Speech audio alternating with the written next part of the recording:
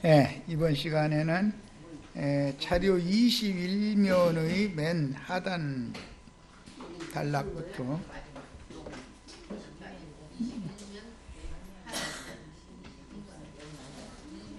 자, 21면 맨 하단 전도서 11장 1절로 2절 인용구 같이 읽습니다. 너는 네 떡을 물 위에 던져라. 여러 날 후에 도로 찾으리라. 7에게나 8에게 나눠줄지어다. 무슨 재앙이 땅에 임할는지 네가 알지 못함이니라. 떡을 물에다 던지면, 한강물에다 떡 던지면 뭐 나와요? 태평양 바닷물에다가 떡을 던지면 뭐가 나와요? 그게 지금 그 말 아닌 거긴 확실하죠? 그런데 성경이니까 어떤 의미가 있을 거 아니에요, 분명히. 너는 네 떡을 물 위에 던져라. 이건 솔로몬의 전도서인데, 예루살렘 왕 솔로몬의 전도서인데, 솔로몬의 떡을 물에다 던져라 라고 솔로몬이 이렇게 자기 이제 후계자들에게 이런 전도의 말씀을 증거한 내용의 의미를 살펴보는 거예요. 떡을 물에다 던져라 그러면 여러 날 후에 도로 찾으리라 그랬는데, 떡을 물에다 던지라고 했지만 실제는 7이나 8에게 나눠주는 거다 그렇게도 표현을 되어 있죠. 이게 7이나 8이 물이잖아요, 그죠? 물에다 떡 던져라 했고, 그 다음에 7이나 8에게 나눠줘라 그랬잖아요. 떡을 7이나 8에게 나눠주는 것이 물에다가 떡을 던지는 거단 말이에요. 지금 말하는 의도를 잘 생각을 해 보셔야 돼. 왜? 땅에 어떤 재앙이 임할지 모르니까 재앙의 날이 오기 전에 7이나 8 많은 사람들에게 전도를 열심히 해라, 지금 그 말을 하는데, 이렇게 물에다가 떡 던져라 이렇게 이제 해놓은 거예요. 자, 사도행전 22면으로 갑니다. 26장 13절로 23절. 왕이여, 정오가 되어 길에서 보니 하늘로부터 해보다 더 밝은 빛이 나와 내 동행들을 둘러 비추는지라. 우리가 다 땅에 엎드러짐에 바울 사도와 동행하던 사람들은 하늘로부터 해보다도 밝은 빛이 비춰졌기 때문에 그 빛에 의해서 지금 엎드러진 거잖아요. 빛으로 사람을 엎드러뜨릴 수 있죠. 아직도 잘 엎드러지지가 않는 사람들은 그 속에 지식이 꽤나, 성경 지식이 꽤나 있는 사람들이겠어요? 순수한 사람들이겠어요? 왜 안 엎드러지는지 아시겠죠? 안 엎드러지는 사람은 빛이 아무리 비춰져도 빛을 받아들이지 않는다는 뜻이잖아요. 들으니 히브리 말로 이르되 사울아 사울아 네가 어찌하여 나를 박해하느냐. 나를이라는 건 빛이죠. 해보다 더 밝은 빛이 나예요. 가시채를 뒷발질하기가 네게 고생이니라. 그러니까 빛을 안 받아들이려고 하는 것이 더 힘든 일이다, 지금 그 말이죠. 우리 김정숙 자매, 안 받아들이기가 받아들이기보다 사실은 더 힘든 거잖아. 어둠이 빛을 거절한다는 게 쉬운 일이 아니다, 지금 그 말이잖아. 빛이 비치면 어둠 물러가게 마련인 건데, 바라간다 해가지고서 어둠이 물러가지 않는 건 아니거든. 내가 대답하되 주님 누구시니까, 여기 내가 아는 바울을 말하는 거예요. 주께서 이르시되 나는 네가 박해하는 예수라. 예수가 지금 해보다 더 밝은 빛으로 바울을 찾아왔죠. 아직은 사울이에요. 바울이 안 된 상태니까. 일어나 너희 발로 서라. 내가 네게 나타난 것은 곧 네가 나를 본 일과, 어떻게 오신 주님을 본 거예요? 예수를? 해보다 더 밝은 빛으로 오신 예수를 지금 본 거죠. 본 일과 장차 내가 그 그 예수님이 장차 예수님이 내가 네게 나타날 일에, 그러니까 현재 임하시지 않았으면 장차 나타내 주실 수가 없죠. 흔히 세상 교계는 초림, 재림 이렇게 말하는데 초림이 되어 있지 않은 사람은 재림하신 주님 만날 수 없다 이런 말이에요. 너로 종과 증인을 삼으려 함이니 이스라엘과 이방인들에게서 내가 너를 구원하여 그들에게 보내요. 이스라엘과 이방인들에게서 구원을 해가지고 오히려 역으로 그들한테 보내는 거예요. 보내어 그 눈을 뜨게 하여 어둠에서 빛으로. 이 눈은 육신의 눈이 아니죠. 마음 눈이라고 그러는 거예요. 영이 깨난다라는 말이에요. 어둠에서 빛으로 사탄의 권세에서 하나님께로 돌아오게 하고 죄삼과 그랬는데 죄들이에요. 여기는 죄들의 사면과 용서를 말하는 거예요. 나를 믿어 거룩게 된 무리 가운데에서 기업을 얻게 하리라 하더이다. 예수를 믿은 거룩한 무리 가운데에서 기업을 얻게 하는 것이죠. 그러니까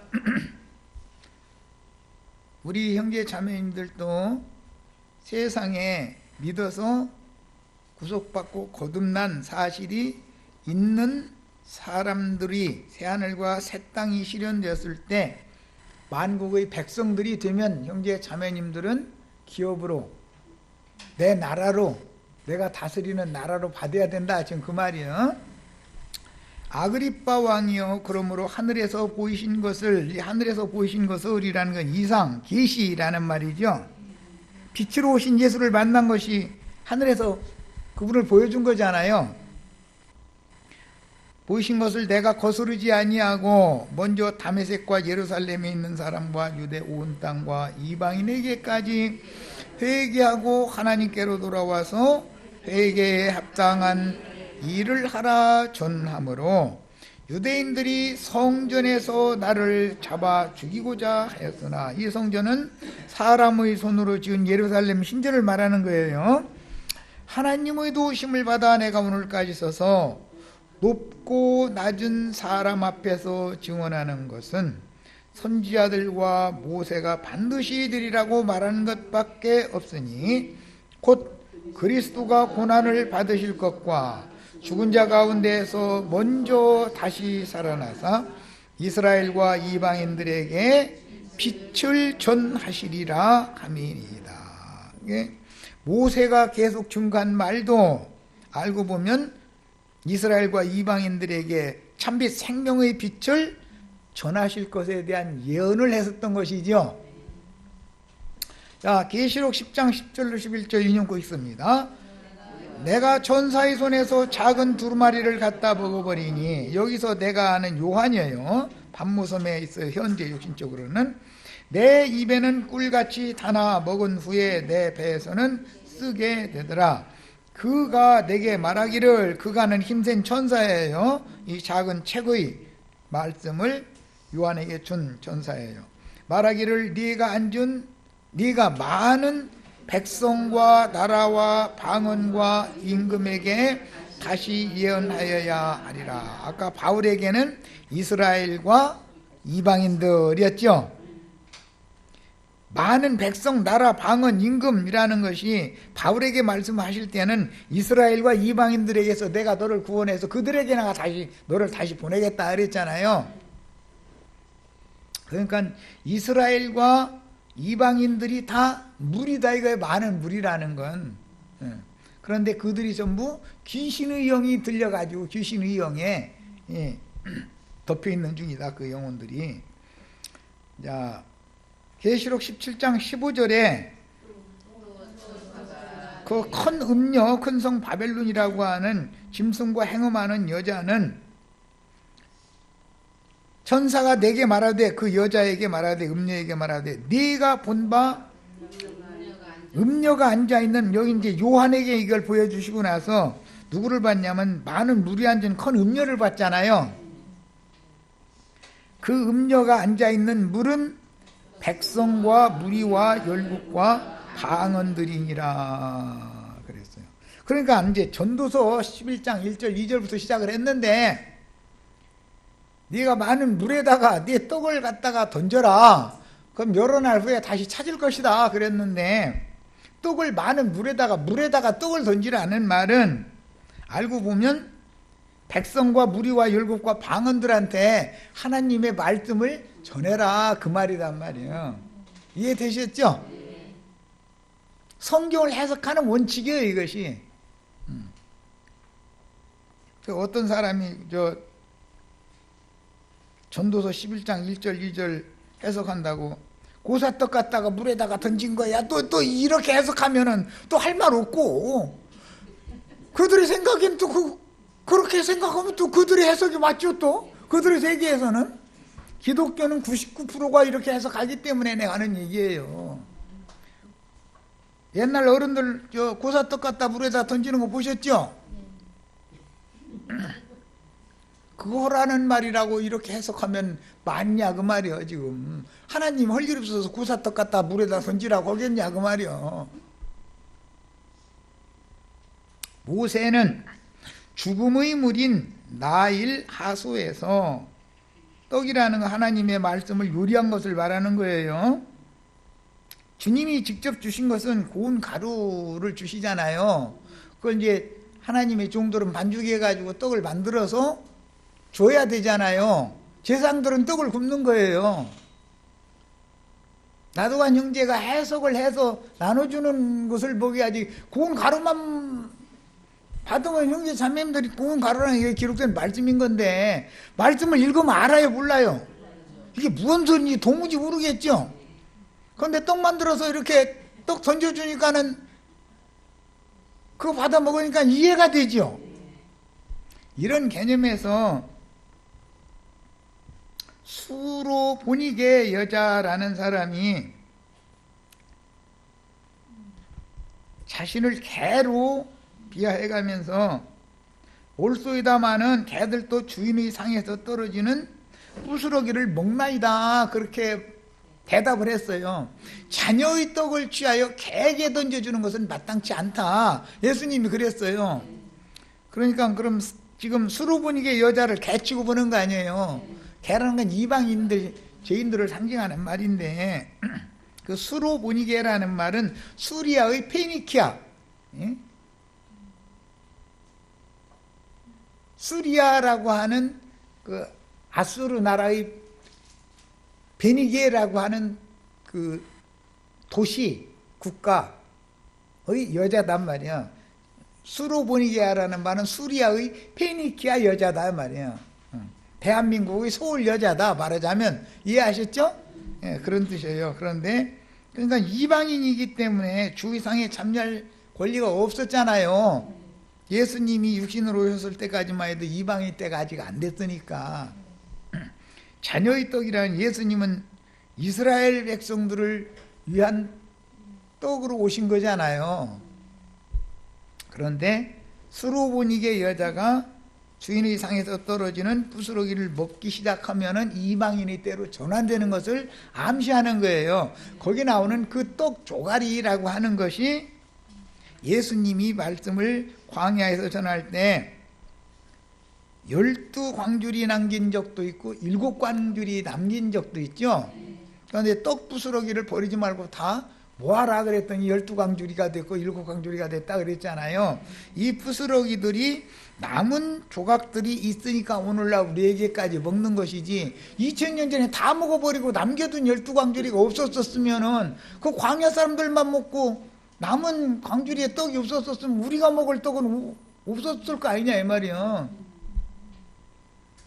그러니까 대대로 물에다가 떡 던지는 종들은 계속 보냈죠. 매 세대마다. 이해되셔요?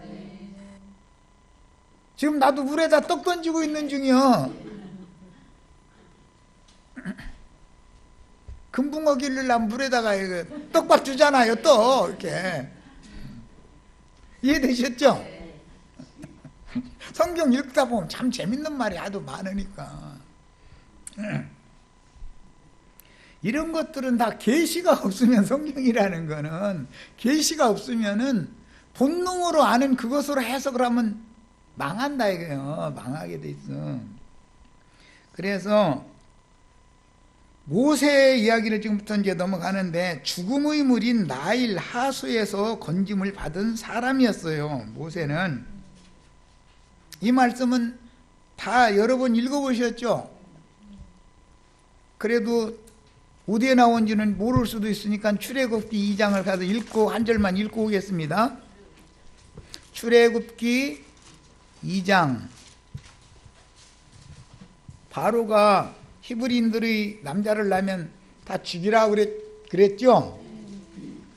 그런데 모세가 태어났는데 죽일 수가 없어서 갈대 상자에다 모세를 담아가지고 애굽 하수에다가 버렸는데, 마침 바로 궁의 왕녀가 공주가 나와서 목욕하러 왔다가서 웬 갈대 상자가 둥둥 떠내려오니까 그거 좀 건져와 봐라 해서 봤더니 애기가 울으니까, 이게 우리 아버지가 너무 없을 명령을 내려가지고 히브리 여자가 애 낳아가지고 죽일 수는 없고 그러니까 이렇게 갈상자에다 넣어서 버렸다, 얼마나 불쌍하냐 그러면서 유모 좀 빨리 가서 구해와라 해가지고 하는데, 모세의 누이가 거기 곁에 이렇게 있다가서 내가 저 잘나는 여자 아는데 가서 데리고 올까요? 그러니까 아이고 그러라고 그래서 갔더니 모세 엄마 데리고 와가지고서 유모로 바로궁에 들어가서 모세 길렀대는 거잖아요. 참 재밌죠? 그 얘기 들어보면 아주.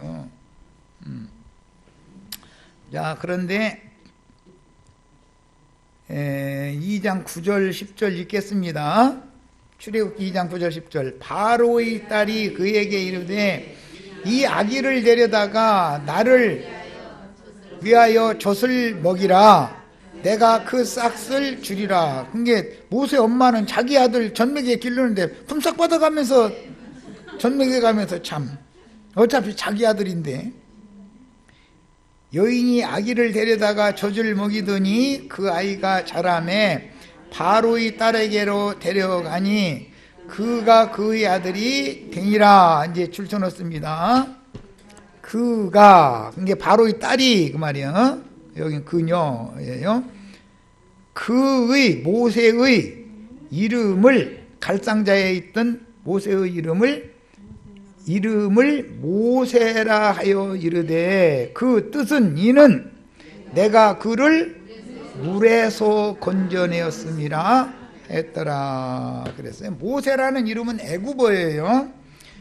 구약 성경이 다 히브리어로 되어 있는 성경인데, 여기 이 말은 모세라는 말은 모세스 그라는 이 말은 애굽어예요. 왜냐하면 바로 공주가 그 애굽말로 이름을 지어줬으니까 모세예요. 그런데 이 모세라는 이름의 뜻은 내가 그를 물에서 건져내었음이라. 우리가 다 모세가 돼야 되겠지. 오늘 물에다가 떡을 던지면 받아 먹으면 건짐 받는 거예요. 이제 물에다가 떡 던지는 종을 보내요. 그럼 물에다가 떡을 던지면 받아 먹으면 물에서 건짐을 받는다 이 말이야. 살아난다 이게 말이야. 자, 이것이 신약에 와서는 해석할 때 귀신을 사람에게서 쫓아내줬다고 표현을 했다 이 말이야. 세상 잡귀들을 사람에게서 쫓아내주는 것은 물에서 건져내는 거죠. 수면에 운행하시던 주님께서 천하의 물을 한 곳으로 모이게 하고 뭇을 드러나게 하는 거잖아요. 드러난 땅으로 다 건너는 거잖아요. 홍해바다도 건너고 요단강도 건너고 뭇이 드러나야 되잖아요. 물로 막혀 있으면 안 되잖아요. 야, 이제 자료 말씀 다시 돌아갑니다. 모세는 죽음의 물인 나일 하수에서 건짐을 받았는데 갈상자에 넣어서 버려졌었죠. 그 갈상자라고 번역을 한 그 번역은 지성소라고 하는 용어와 같은 용어예요. 지성소의 법궤, 언약궤라고 하죠. 흔히 언약궤라고 할 때 그 궤라는 용어와 같은 용어예요. 아크라고 그래요. 노아의 때에는 방주라고 번역을 했어요. 똑같은 갈상자, 노아의 때는 뭐라고 번역했다고요? 방주, 갈상자, 법궤가 이게 같은 용어예요. 이것이 확대되어서 완성된 것이 거룩한 성 새 예루살렘이 되는 거예요. 법궤가 실현된 거예요. 하나님의 법 말씀, 하나님의 말씀이 법이죠. 법을 담은 궤짝이 법궤잖아요. 하나님의, 그래서 말씀 감춘 만나가 거기에 감춰져 있는 거잖아요. 하나님의 법, 하나님의 말씀이 담겨 있는 궤짝인데, 그 말씀은 언약의 말씀이었기 때문에 언약궤라고도 하죠. 그 언약궤의 뚜껑을 속죄소라고 그러고, 은혜의 보좌라고도 하고, 영광의 보좌라고도 해요. 지성소 안에는 맨 안쪽에 법궤, 언약궤가 빛이 되죠. 언약궤의 내용물이 세 가지가 있어요. 뭐예요? 네. 율법 말씀을 기록한 두 돌판, 두 돌비가 들어있고, 만나 항아리가 있고, 쌍난 지팡이가 있고, 이 세 가지 기물이 그 언약궤 법궤 속에 담겨 있는 거예요. 그 법궤의 뚜껑을 속죄소라고 번역을 해요. 속죄소. 그 속죄소 양쪽에는 그룹들이 날개를 펴고 속죄소를 가리고 있죠. 왜? 죄인인 인간이 대제사장이 1년 1차에 들어와서 그룹의 날개로 속죄소 하나님의 영광을 가려놓지 않은 상태에서 와서 하나님의 영광을 보면 죽으니까 구약시대에는 날개로 그것을 하게 한 거예요. 가리게 한 거예요. 그러나 신약이 와서 예수님이 오셔서 하나님의 영광을 드러내셨죠. 그러니까 그룹의 날개를 치워버렸다 그 말이죠. 율법시대는 이제 끝난 거죠. 예. 날개로 이렇게 하나님의 영광을 가리는 상태를 짐승끼리 지금 행음하는 걸로 비유를 해놨다. 이게 등만 본다. 모세의 말씀은 전부 하나님의 얼굴을 맞대고 보게 하는 게 아니죠. 등만 보게 만들죠. 예. 오해해서 들으시면 안 돼. 내가 하는 말을. 그것을 짐승과 행음하는 짓이다라고 표현한다 이런 말이야. 사람으로 하여금 하나님의 영광에 나가지 못하도록 가로막는 거다.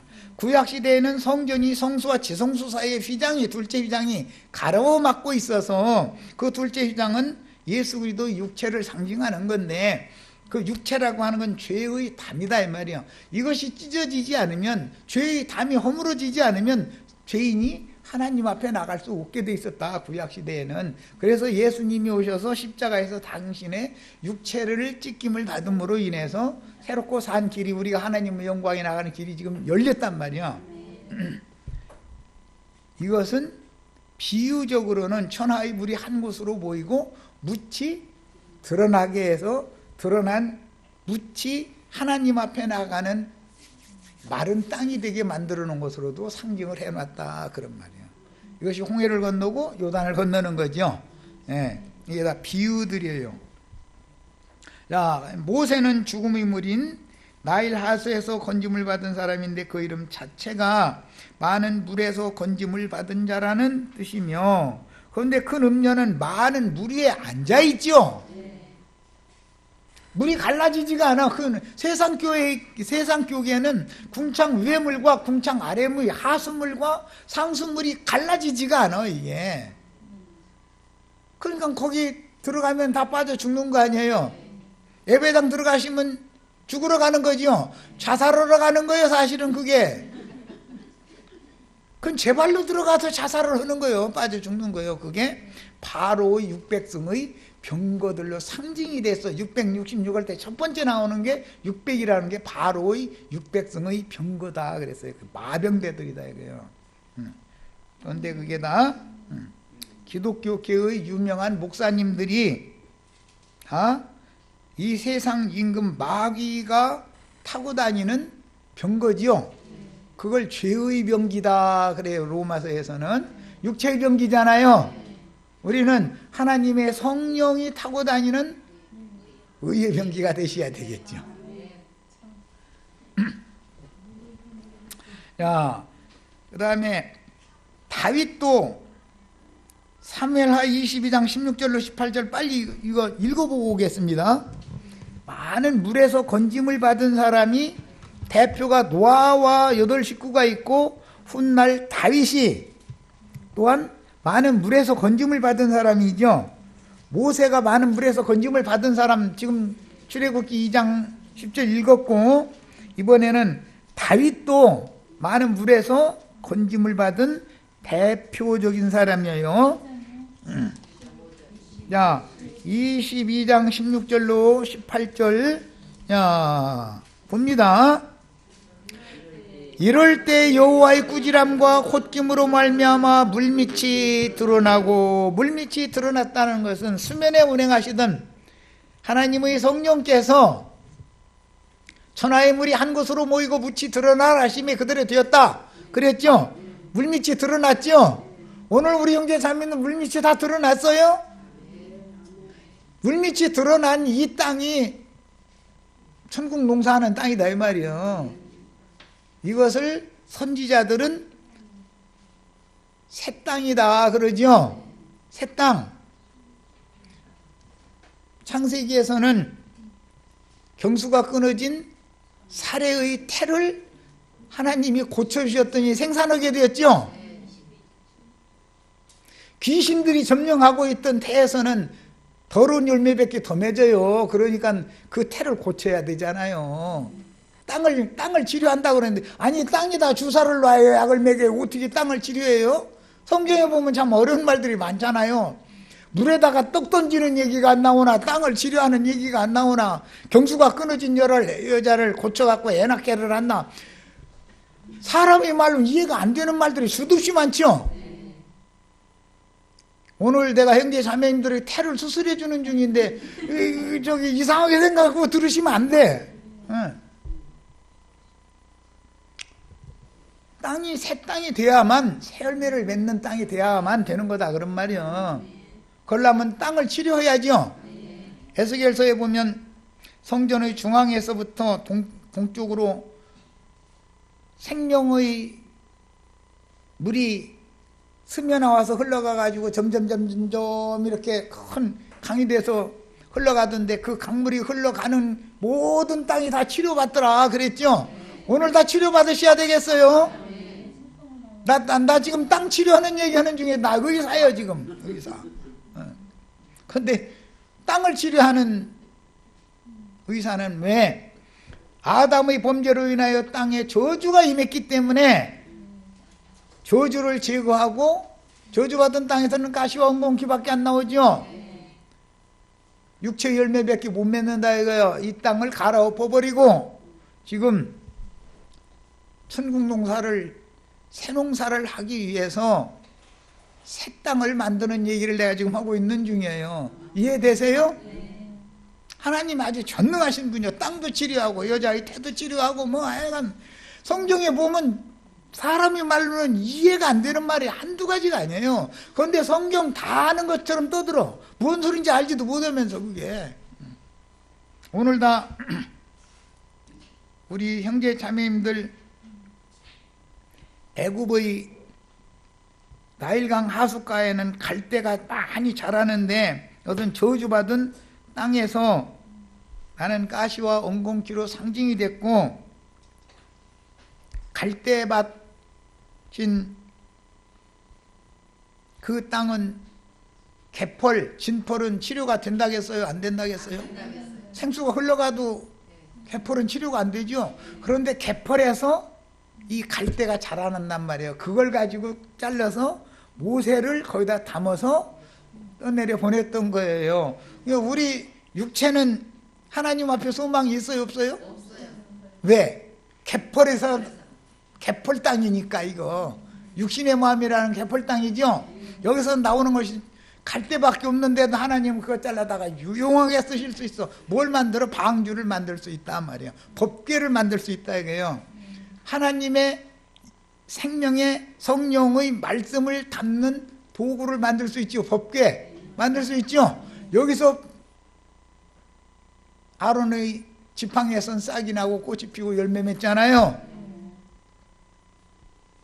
육체를 치료해서 성령의 열매를 맺게 만들 수 있는 전능자다 이 말이에요.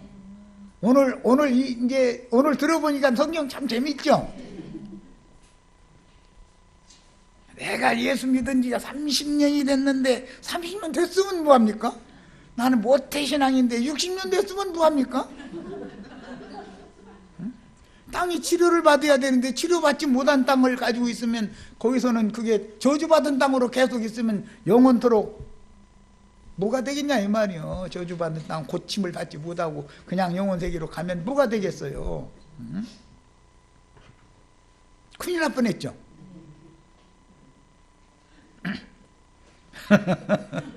자, 사무엘하 22장 16절로 18절 이제 읽습니다. 이럴 때 여호와의 꾸지람과 콧김으로 말미암아 물밑이 드러난다. 그러니까 천하의 물이 한 곳으로 모여라 라는 말은 하나님께서 콧김으로 불바람을 휙 하고 불었더니 하나님께서 콧김으로 불바람을 불었더니 물이 쫙 갈라졌다 이 말이잖아요. 그러고 물이 드러나는 거예요. 이게 땅을 치료하는 얘기다 이거예요.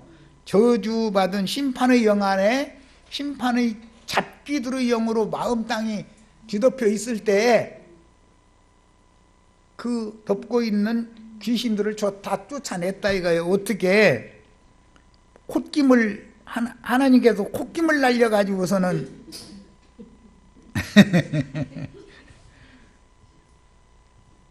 물밑이 드러나고 세상의 기초가 나타났도다. 세상의 기초가 나타났다는 것은 묻이 드러났다 그 말이잖아요. 땅이라는 것은 세상으로 비유한다. 여기 세상 게 에레츠 구약성경에서는 땅이라는 기본어를 여기서는 세상이라고 이렇게 번역하는 거예요.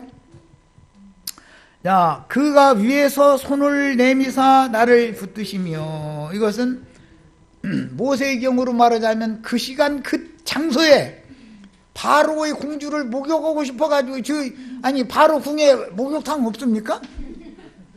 거기서는 꽃 뿌려놓은 목욕물 따뜻하게 데펴놔하면 다 얼마든지 있는데 왜 하순물로 목욕을 하러 나옵니까? 꼭 그 시간에?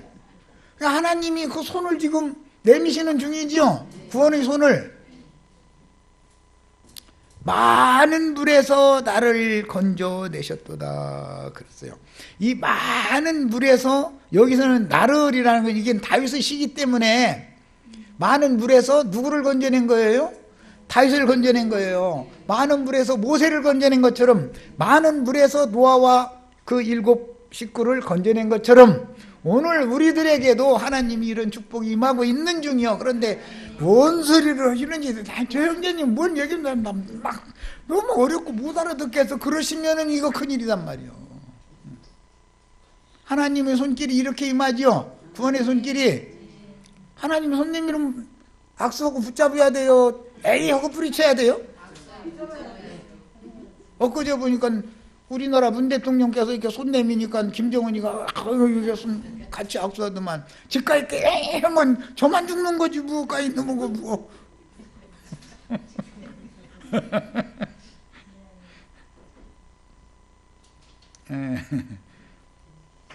야, 그래서 다윗도 많은 물에서 건져냄을 받은 사람의 대표지요.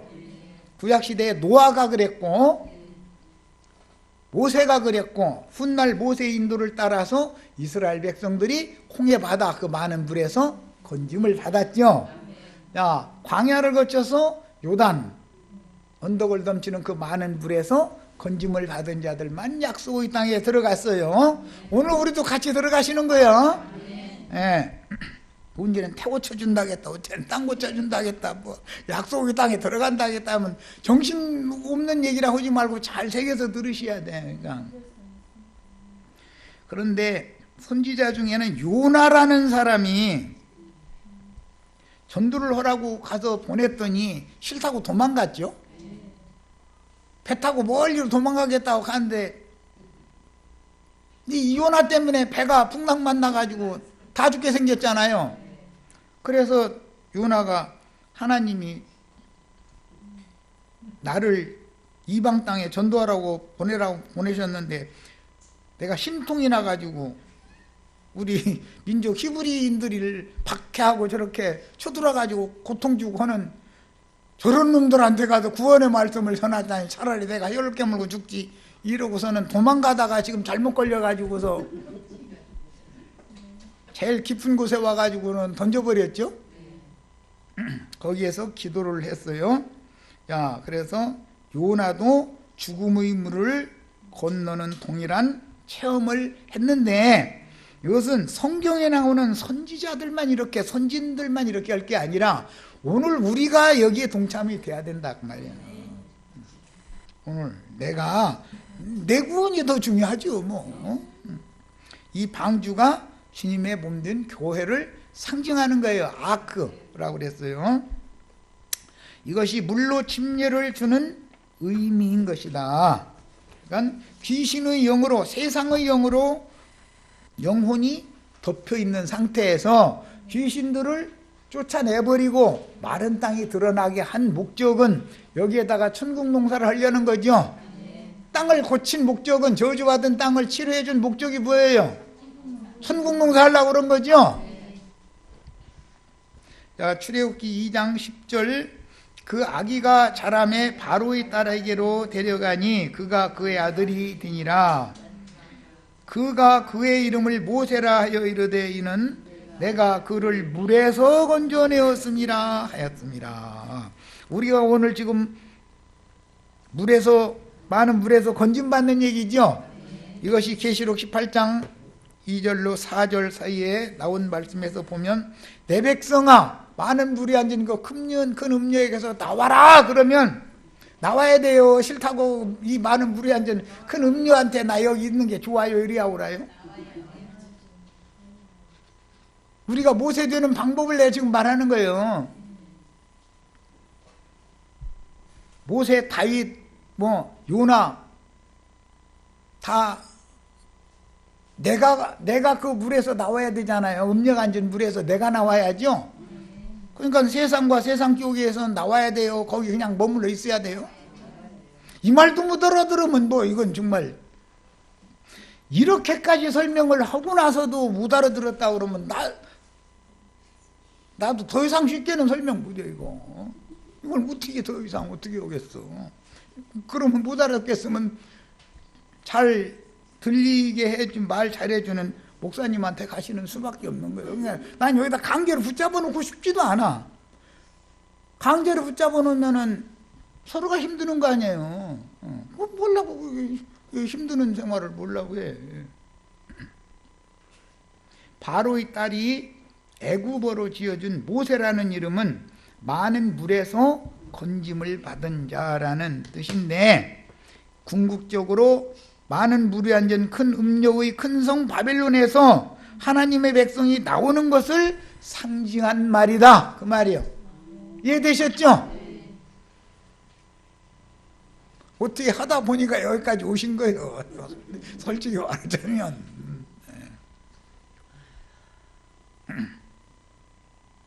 세상 쪽에 머물러 있으면은 그게 배나도 지옥 자식들을 모으는 귀신들의 처소가 거기였던 건데 거기에서 주위 백성들은 나와야 된다 이거예요. 많은 불이 앉은 큰 음녀에게서 나와야 되는 것이다. 이것이 모세라는 이름의 실현이다 그런 말이에요.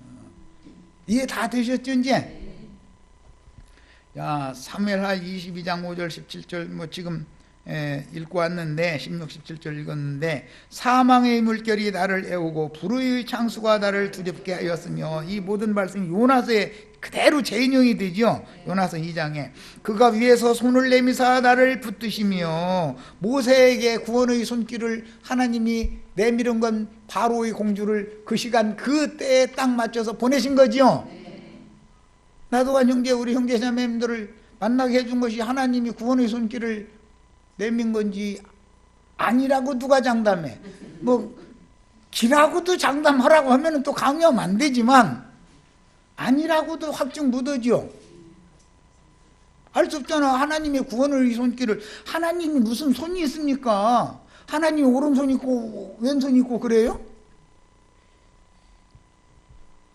왼편의 사자들은 기독교 목사님들이고 오른편 사자들은 주의 증인들인데 그분이 능력의 팔을 펼쳐가지고 지금 우리 형제 자매들 불러내고 있는 말씀인지 어떻게 아냐 그 말이요. 아니라고 누가 장담할 거냐고 이걸. 김정숙 자매 그렇죠.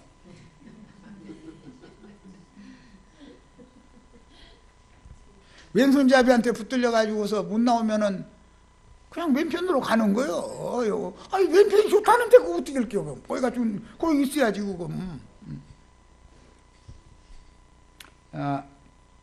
많은 불에서 나를 건져내셨도다 하고 시편 18편에 똑같은 사무엘하 말씀이 다시 또 나옵니다. 이 말씀 그대로 나오는데 이런 의미들은 세상 잡기들에게 붙잡힌 영혼들을 주님께서 그 종선지자들을 말씀을 맡은 종선지자들을 보내서 불러내는 말씀인 것이다 그런 말이야. 여러 모양 여러 부분으로 이렇게 비유적인 표현을 다 해놓은 것이죠.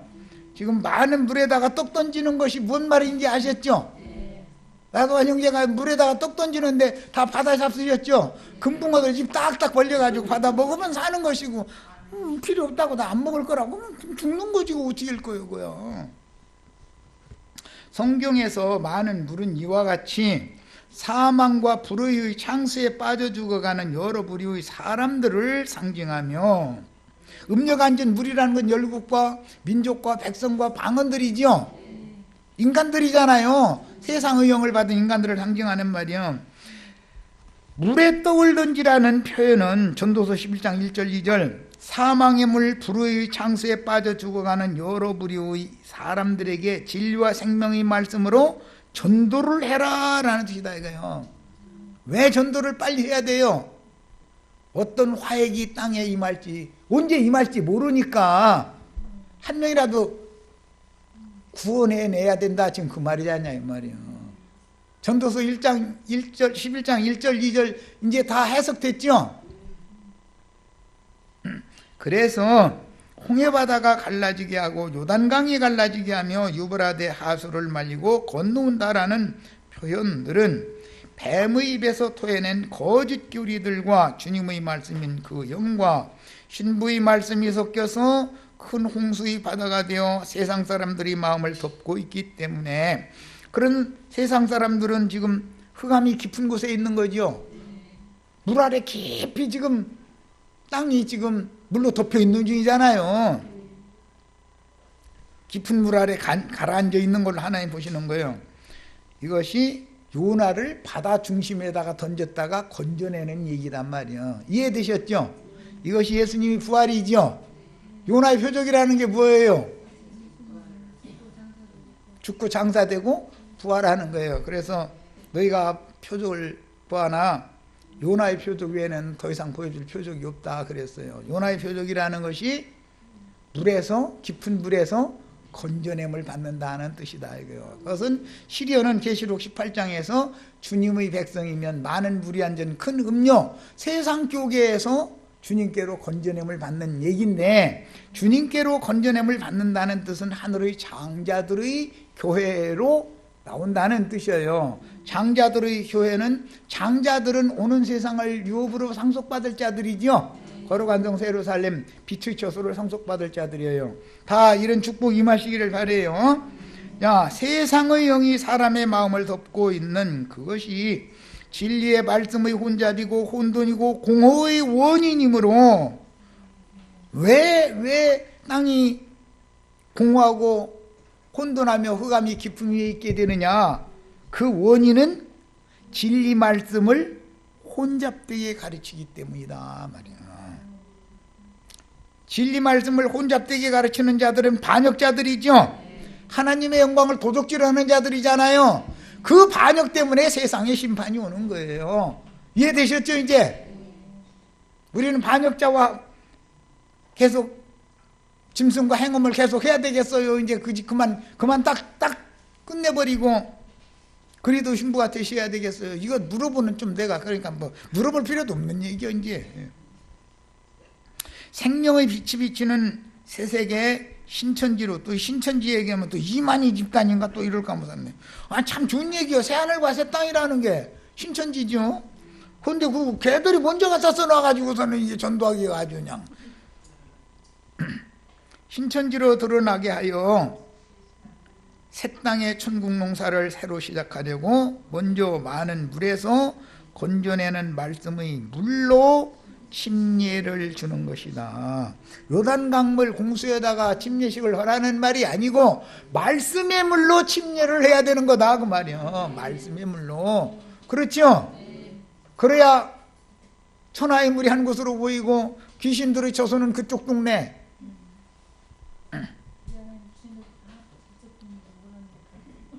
하나님의 아들들의 처소는 이쪽 동네 이렇게 갈라지야죠. 요한의 물과 침례로 회개한 사람들에게 그 영의 말씀으로 침례를 하여 저주받은 하늘과 땅을 새롭게 한 후에나 그 땅에 영생의 말씀씨를 심어 천국 농사를 하여, 이게 이제 창세기 1장 19절로 14절이라는 13절 오늘 셋째 날 읽었죠. 말씀이 계시록 22장 1절로 5절 읽어오겠습니다. 계시록 22장 맨 이제 창세기 셋째 날 말씀이 계시록 22장 1절로 5절에 완성이 되죠. 자, 22장 1절로 5절 읽습니다. 또 그가 수정같이 맑은 생명수의 강을 내게 보이니, 이 강물이 흘러가는 곳마다 땅은 다 치료받죠. 그런데 어느 땅은 치료가 안 돼요? 갯벌과 진펄 땅은 치료가 안 되죠. 거기서는 뭐만 나온다고요? 갈대, 부라고 그랬는데, 부. 그 이사야 선지자 보면 저주받은 땅에서는 부들이 나온다 이렇게 했는데, 그것은 왕골이란 말이에요. 왕골 아세요? 왕골? 미나리깡 뭐 이런 데 막 더러운 물 흘러가는데 왕골 심어 놓으면 잘 자라잖아요. 왕골 돗자리 만들었죠. 강화도 화문석이라고 그 왕골로 만드는 거예요. 그 부들이라고 이제 한자를 써서 왕골 부자예요, 그게. 근데 그것만 나오는 그 저주받은 땅인데도 하나님은 능히 생수를 흘러보내서 고치실 수가 있으니 땅을 치료하고 태를 치료하실 수 있지요. 경수가 끊어져서 생산할 수 없는 여자도 고쳐서 아들 낳게 할 수 있어요, 없어요? 있어요. 오늘 이런 축복이 다 임하시기를 바라요. 양의 어린 양, 하나님과 어린 양의 보좌로부터 나와 길 가운데로 흐르더라. 이거 생명강이죠. 강 좌우에 생명나무가 있어 12가지 열매를 맺대. 이게 아까 출애굽기 15장 16절 17절에 읽었었죠. 기업의 산에다가 심어놓는다. 자기 처소를 삼으려고 그걸 거기다가 갖다 심어놓는 거다 그랬죠. 오늘 우리 형제 자매들 이렇게 이식하는 거예요. 이식. 세상의 개풀에다가 뿌리 내리고 있던 사람들 뽑아다가 거룩한 성 예루살렘에다 옮겨 심어주니 얼마나 감사해요 이거. 그러니까 뭐 성령이 9가지 열매를 맺으라고 졸라댈 필요가 있어요, 없어요? 말씀대로 옮겨다 심어놔두면 자연히 거기서 12가지가 맺게 돼 있죠. 말씀이 믿으면 믿는 대로 되는 거예요. 이게 구원이요. 드러난 땅에 씨 가진 열매 맺는 채소와 씨 가진 열매 맺는 과목을 나라하신 창세기 1장 셋째 날 말씀이 여기 와서 완성되는 거다 그런 말이에요. 이거를 6,000년이라고 하는 시간이 지났는데도 아직도 완성이 안 돼가지고 앞으로도 1,000년을 더 오셔야 된다는 거잖아 지금. 그런데 우리는 뭐 이 시대에 이런 말씀 이렇게 우리에게 이게 열어주셨으니 얼마나 감사한 일이요. 그 달마다 열매를 맺고 그 나무 잎사귀들은 만국을 치료하기 위하여 있더라 그랬어요. 나무 잎사귀, 생명나무 잎사귀는 만국 백성들을 영원히 치료하는 치료제로 쓰지만 선악을 알게 하는 나무 잎사귀는 치마 만들어 입는데 썼는데 소용없죠.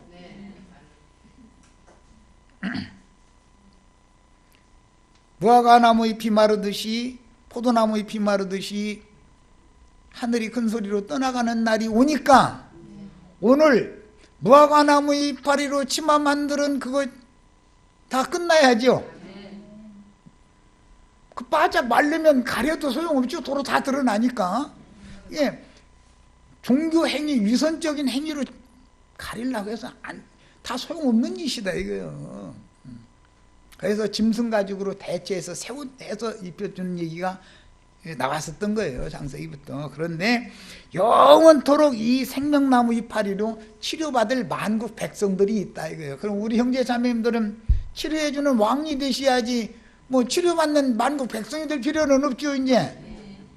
아이 나 그 백성만 돼도 이러시지 마. 그럼 여기 있지 말고 가 그쪽. 아이 그쪽 동네 가면은 거기 축복받고 잘 세상에 잘 먹고 잘 살다가 뭐 천당 좋은 데로 보내준다고 하면 거기 가시라고. 갈지 못 갈지 그것은 장담 묻어는 일이고 또 가라고 그래도만 거기 가니까 다 쫓아내버려. 또 이러지 말고 잘 되게 들으시니까. 자, 그 다음에 만국을 치료하기 위하여 뭐가 있냐면 생명나무 잎사귀들이 필요한 거예요. 이것은 거룩한 행위인데 이것은 믿음으로 사는 영원한 영생하는 삶이란 말이야. 잎사귀라는 것은 가리는 것, 나무를 가리는 것인데 비유요. 이것은 행위를 상징하는 거예요. 믿음의 행위를 상징하는 말이에요.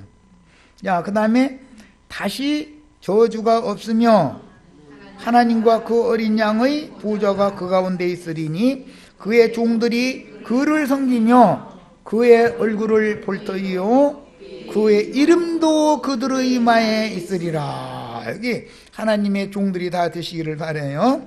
이 종들이 곧 영원한 세계의 만국을 다스리는 왕들이 된다 그 말이에요. 그 다음에 다시는 밤이 없겠고, 다시 밤이 없으려면 빛으로 충만해야죠 이제. 밤이 없겠고 등불과 햇빛이 쓸데없으니 이는 주 하나님이 그들에게 비치심이라. 이곳에 들어가기를 원해서 신앙생활한 거죠. 유대인들이 그렇게 율법을 열심히 지킨 건 하나님의 영광 앞에 여기 하나님이 빛 앞에 가는 걸 원해서 그걸 그렇게 율법을 지켰던 거잖아요. 그런데 율법을 지켜서 하나님의 영광 이런 육체가 있었다는 거예요, 없었다는 거예요. 여기 와서 가르침 받으면 여기에 이제 우리 다 여기에 이르러 있네 이제. 어려운 거 하나도 없죠. 너무 쉽게 왔네. 이렇게 신길로 놔두고 뺑뺑 돌아다니느라고 끌려다니면서 그 고생했죠. 왜 그러래요? 누가 가르쳐주는 사람이 없어서 그런 거예요. 그들이 세세토록 왕노릇 하리로다. 우리 형제 자매님들이 이런 왕들이 다 되시길 바랍니다. 자, 여기까지 해서 이제 마칩니다.